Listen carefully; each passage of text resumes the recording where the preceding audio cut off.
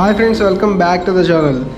Last night Murudeshwar అయితే reach అయిపోయాం and హోటల్లో రూమ్ అయితే తీసుకుని స్టే చేసాం. మరీ సూపర్గా అయితే ఏం లేదు కానీ పర్వాలేదు. అండ్ ఈ హోటల్లోనే కింద ఒక చిన్న గోశాల అయితే ఉంది. ఓకే, ఇప్పుడు డైరెక్ట్గా మనమైతే మురుదేశ్వర్ టెంపుల్కి వెళ్ళిపోదాం. టెంపుల్ చూసిన తర్వాత నెక్స్ట్ జర్నీ చేస్తూ మనం అయితే మాట్లాడుకుందాం ఇవాళ ఎక్కడి నుంచి ఎక్కడి వరకు వెళ్దాం అనుకుంటున్నాం అనేది. అండ్ ఈరోజు డే వచ్చేటప్పటికి 15. ఇప్పటికే చాలా రోజుల నుంచి రోజు 200 to 300, ఒక్కో రోజు 400 to 500 కిలోమీటర్స్ కూడా ట్రావెల్ చేస్తున్నాం. యాజ్ వెల్ as ప్లేసెస్ అవన్నీ చూసుకుంటూ మొత్తం కంటిన్యూస్గా రైడ్ చేస్తూనే ఉన్నాం. ఓకే, మురుదేశ్వర్ టెంపుల్కి దగ్గరికి అయితే వచ్చేసాము. అండ్ మురుదేశ్వర్ టెంపుల్ గురించి మీకైతే కొన్ని విషయాలు చెప్తాను. ఈ మురుదేశ్వర్ టెంపుల్కి 3 sides మొత్తం అంతా కూడా అరేబియన్ ఓషన్. అండ్ ఎదుర్కొన్న గోపురం కనబడుతుంది చూసారా, ఈ గోపురం అనేది మన ఇండియాలో సెకండ్ లార్జెస్ట్. ఇండియాలోనే కాదు, వరల్డ్లో కూడా సెకండ్ అనుకుంటా. ఫస్ట్ వచ్చేటప్పటికి మనకి శ్రీరంగంలో రంగనాథ స్వామి టెంపుల్కి సంబంధించిన గోపురం ఉంటుంది కదా, అది ఫస్ట్ టాలెస్ట్, అది సెకండ్ టాలెస్ట్ అయితే ఇది. అండ్ అలాగే ఇక్కడ ఉన్న శివ స్టాచ్యూ కూడా సెకండ్ టాలెస్ట్ అనమాట all over the world. And మనకి మురుదేశ్వర్ దగ్గర నుంచి ప్లేసెస్ ఏమేమి ఉన్నాయంటే గోకర్ణ చూడొచ్చు. గోకర్ణ అయితే జస్ట్ 80 kilometers డిస్టెన్స్లో ఉంది. అండ్ అలాగే జాగ్ ఫాల్స్ కూడా 90 kilometers డిస్టెన్స్లో అయితే ఉన్నాయి.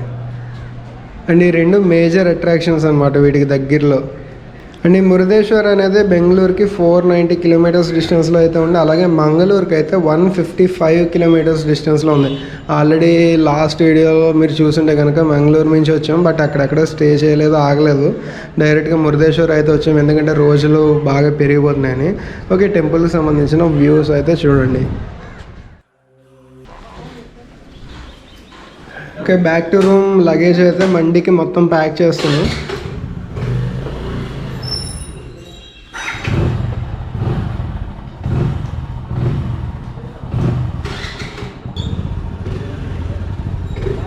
హాయ్,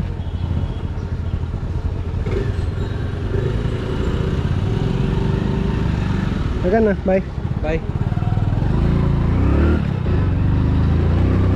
అండ్ రిటర్న్ స్టార్ట్ అయిపోతున్నాం. రిటర్న్ అని కాదు, జస్ట్ ఇక్కడ నుంచి మాది అసలు యాక్చువల్ ప్లాన్ ఏంటంటే మురుదేశ్వర్ తర్వాత ఇక్కడ దగ్గర గోకర్ణ కానీ జాగ్ ఫాల్స్ అవి చూసుకుని మేమైతే ఆంధ్రాకి రిటర్న్ అయిపోదాం అనుకున్నాం. అండ్ నాతో పాటు దిలీప్ అయితే హైదరాబాద్. కాకపోతే ఇక్కడ వరకు వచ్చిన తర్వాత మాకు అనిపించింది ఇక్కడ నుంచి జస్ట్ ఒక 150 kilometers వెళ్తే కనుక గోవాలోకి ఎంటర్ అవుతాం అనమాట. సో ఇంకో స్టేట్లో కూడా మనం అయితే అడుగుపెట్టినట్టు ఉంటుంది కదా అని చెప్పి గోవా వెళ్దాం అనుకున్నాం. అండ్ ఈరోజు మా జర్నీ వచ్చేటప్పటికి ఏంటంటే బాగా బీచ్ ఏరియా వరకు అనుకుంటే 255 kilometers ఉంది మొత్తం డిస్టెన్స్ అనేది. అండ్ మధ్యలో వచ్చేటప్పటికి కాసర్గోడ్ బీచ్ ఒకటి ఉందన్నమాట, అది కూడా blue flag beach. Already blue flag beach last వీడియోలో మీరు చూసారు కదా, సో అదొకటి ఉంది. అదొకటి చూసుకుని ఆ తర్వాత వార్షిప్ ఒకటి ఉంది, కార్వర్ పోర్ట్ ఒకటి ఉంది, అక్కడే వార్షిప్ ఒకటి ఉందన్నమాట, డీకమిషన్డ్ వార్షిప్ అనేది ఉంది. సో అది కూడా చూసుకొని నైట్కి మోస్ట్లీ గోవా రీచ్ అయిపోవాలి, అది ఈరోజు.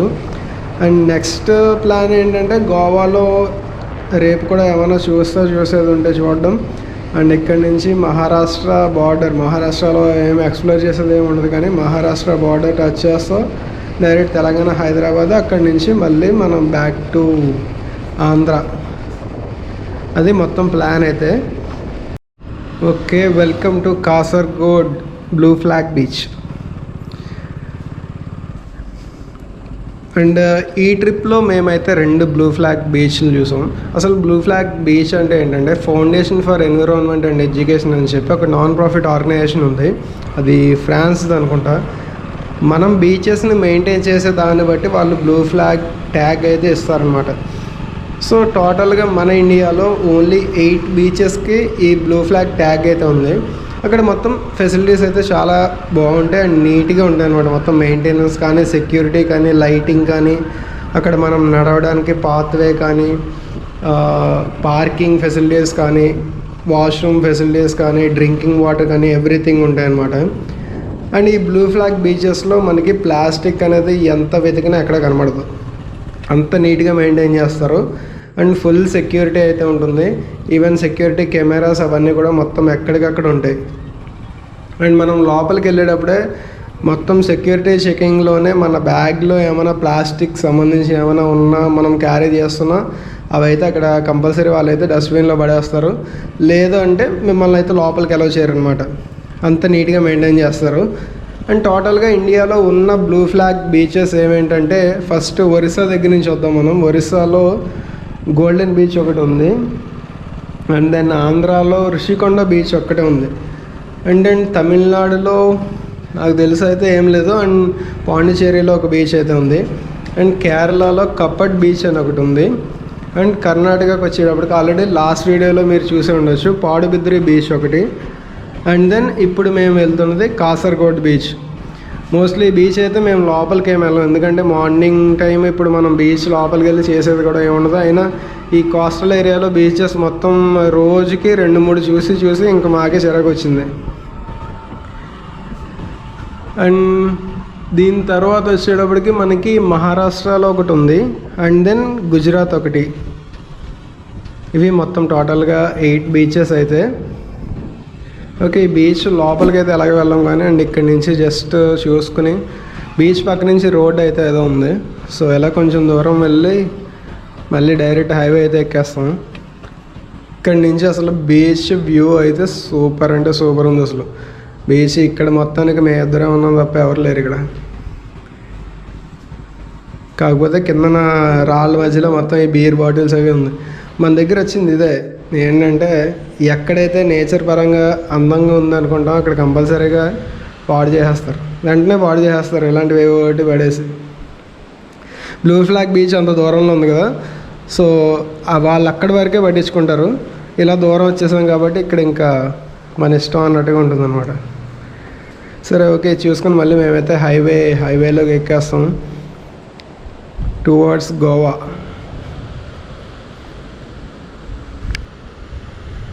ఓకే, హైవే అయితే ఎక్కేసాము. అండ్ ఇక్కడి నుంచి వెళ్ళే దారిలోనే అంటే కార్వార్కి వెళ్ళే దారిలోనే మధ్యలో ఒకటి కడ్లే బీచ్ అని ఒకటి ఉంది. మరి అక్కడ ఏముంటుందో నాకు తెలియదు కానీ ఆ కడ్లే బీచ్ ఒకటి చూసుకుని నెక్స్ట్ డైరెక్ట్ కార్వార్ పోర్ట్ ఒకటి ఉంది. కార్వార్ పోర్ట్ కూడా చాలా పెద్దది, ఫేమస్ పోర్ట్ అది. సో ఆ పోర్ట్ అది చూసుకుని అక్కడి నుంచి నెక్స్ట్ వార్షిప్ మ్యూజియం అని ఒకటి ఉంది అని చెప్పాను కదా, డీకమిషన్ వార్షిప్ ఏదో ఉందని.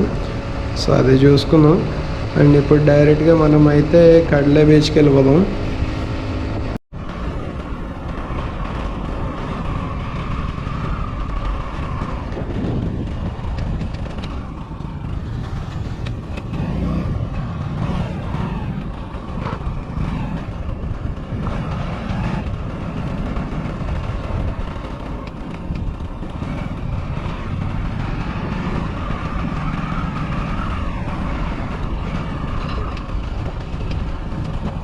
కడ్లే బీచ్లో చూసారా, మేమిద్దరం తప్ప ఎవ్వరు లేరు అసలు. మొత్తం బీచ్ మొత్తం అంతా కూడా ఖాళీ. ఈ ఫిషెస్ అవి పట్టే బోట్స్ ఏవో కొన్ని ఉన్నాయి అంతే. మరి ఇక్కడ జనాలు నాకు తెలిసి ఈ రూట్ ఆల్రెడీ మీరు చూసారు కదా, ముందర మొత్తం మట్టి రోడ్డు ఈ టైప్లో ఉండి జస్ట్ బైక్ వెళ్ళడానికి ఉంది అంతే. మరి వేరే రూట్ కూడా ఏం లేదు. మోస్ట్లీ టూరిస్ట్ అట్రాక్షన్కి అదే, ఒకవేళ టూరిస్ట్ ఎవరైనా ఇక్కడికి వస్తారా లేదనేది కూడా డౌటే. ఇంకొంచెం బాగా ఇంటీరియర్ ప్లేస్ టైప్లో ఉంది.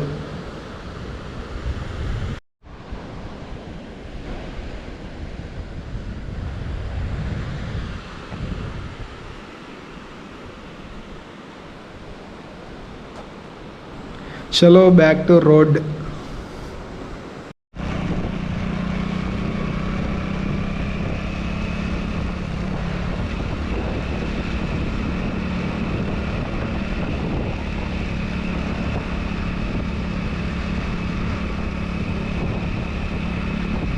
Okay, welcome to Karwar terminal.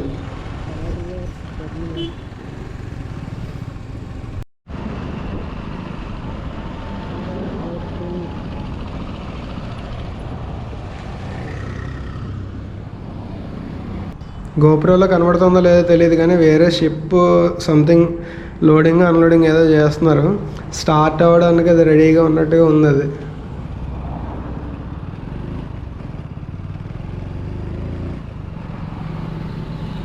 Okay, welcome to Karwar worship museum. And ఇక్కడ మీకు కనిపిస్తుంది చూసారా, ఇది INS చాపల్. ఇది అండ్ దీనికి ఇంకో నేమ్ వచ్చేటప్పటికి K94.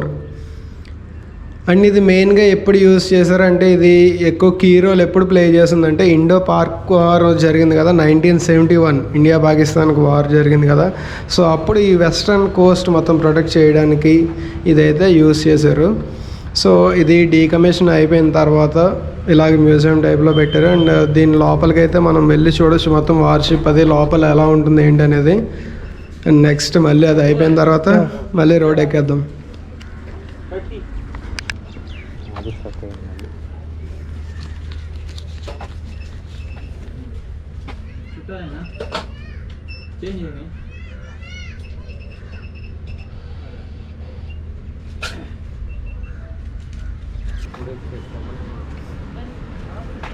చేపల్ ENS చేపల్.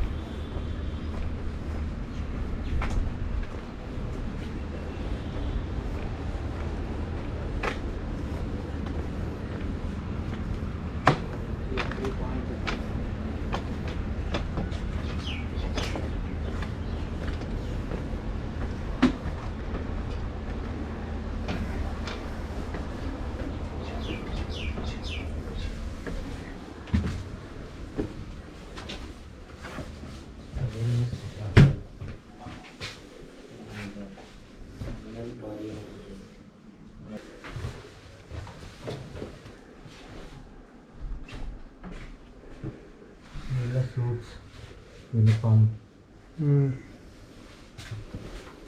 badges, bullets.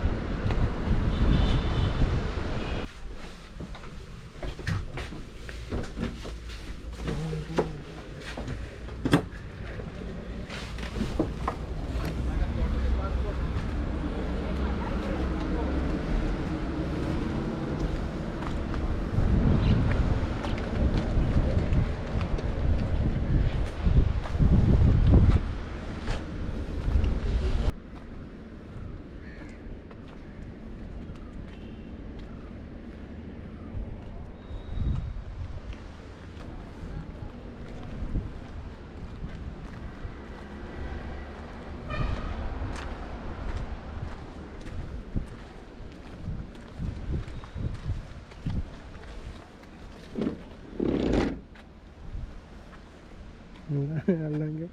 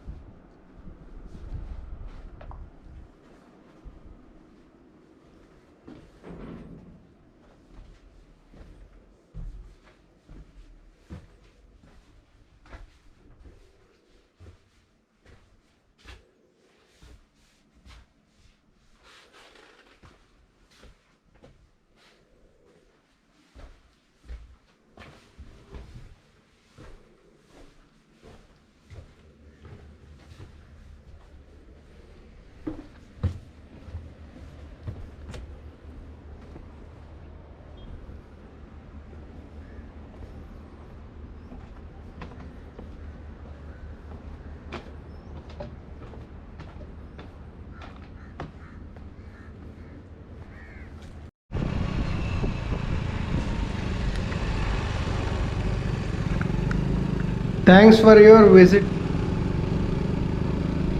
Okay, Karnataka border అనమాట ఇది. అండ్ ఇక్కడి నుంచి గోవాలోకి అయితే ఎంటర్ అయిపోతున్నాం.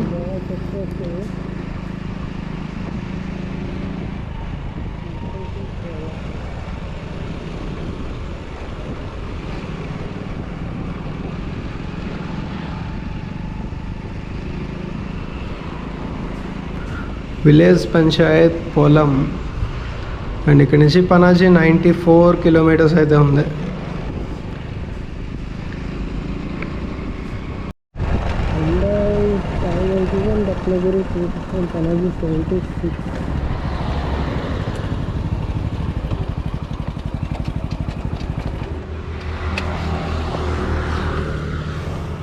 ఫోటో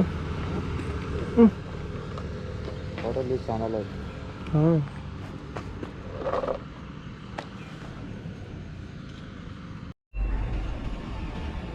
జస్ట్ ఒక చిన్న ఫోటో తీసుకోవడానికి అయితే ఆగాము. అండ్ ఈరోజు సన్సెట్ గోవాలో చూడబోతున్నాం. ఎవ్రీడే సన్సెట్ మనకి బీచ్ దగ్గర, ఏదో బీచ్ దగ్గర సన్సెట్ అయితే చూడడం అలవాటు కదా. సో ఈరోజు బీచ్ దగ్గర అంటే ఏ బీచ్ దగ్గర అంటే గల్గిబాగా బీచ్ అని ఉంది స్టార్టింగ్ సౌత్ గోవాలో ఎంటర్ అయిన తర్వాత. ఈ గల్గిబాగా బీచ్ అనేది, సో ఆ బీచ్ దగ్గరికి అయితే వెళ్తున్నాం. అదే టర్టిల్ బీచ్ అని కూడా అంటారు. అది ఏ సీజన్లో ఈ టర్టిల్స్ అన్నీ వచ్చి మొత్తం ఎగ్స్ లే చేస్తాయి అనేది నాకు కరెక్ట్గా ఐడియా లేదు, కానీ మెయిన్గా అక్కడ నెస్టింగ్కి అక్కడ ఒక సీజన్లో అవి ఎగ్స్ పెట్టిన తర్వాత ఆ బీచ్లోకి అసలు ఎవరిని ఎంటర్ అవనవారు అనమాట. అంత బాగా మెయింటైన్ చేస్తారు, వాటిని అంత బాగా ప్రొటెక్ట్ చేస్తూ ఉంటారు. అండ్ మోస్ట్ ఆఫ్ ద సౌత్లో ఉన్న బీచెస్ అన్నీ కూడా చాలా రిలాక్స్ అవ్వడానికి అనమాట. అంతే, అంటే నార్త్ సైడ్ మొత్తం అంతా కూడా పార్టీ కల్చర్ అవన్నీ ఉంటాయి. నార్త్ బీచెస్ అన్నీ కూడా, సౌత్ బీచెస్ అన్నీ కూడా ఏంటంటే మొత్తం ఫుల్ కామ్గా ఉంటాయి. జస్ట్ అలా కూర్చొని రిలాక్స్ అవ్వడానికి వాటికి. So most of the foreigners అంటే పార్టీ కల్చర్ వాళ్ళు అలాగే నార్త్ సైడ్ బీచెస్కి వెళ్తారనుకోండి. అండ్ మిగతా వాళ్ళందరూ ఎక్కువ సౌత్కి వస్తారనమాట, ఈ యోగా అవి నేర్చుకునే వాళ్ళు కానీ మొత్తం ఇలాంటి వాళ్ళంతా. ఓకే, టర్టిల్ బీచ్ అయితే చూసుకుని నెక్స్ట్ ఇంకా మన ప్రయాణం కూడా నార్త్ వరకునే. అలాగే మళ్ళీ అక్కడి నుంచి మహారాష్ట్ర బార్డర్ నుంచి తెలంగాణ మొత్తం అలాగే ఎంటర్ అవ్వాలి కాబట్టి ఈరోజు కుదిరితే ఈరోజు నైట్కి నార్త్ సైడ్ బాగా బీచ్ వరకు వెళ్ళిపోదాం అనుకుంటున్నాం. ఓకే, బీచ్లోకి అయితే ఎంటర్ అయ్యాం, టర్టిల్ బీచ్లోకి. చూడండి ఇక్కడ మొత్తం ఈ ఫెన్సింగ్ వేసింది కదా, దీన్ని మధ్యలో ఎగ్స్ అనేవి ఉన్నాయి. సో ఈ కుక్కలు అవి మొత్తం అవన్నీ వాడు చేయకుండా ఫెన్సింగ్ అనేది అయితే వేశారు. ఇక్కడ ఇలా బాగా ప్రొటెక్ట్ చేస్తున్నారు.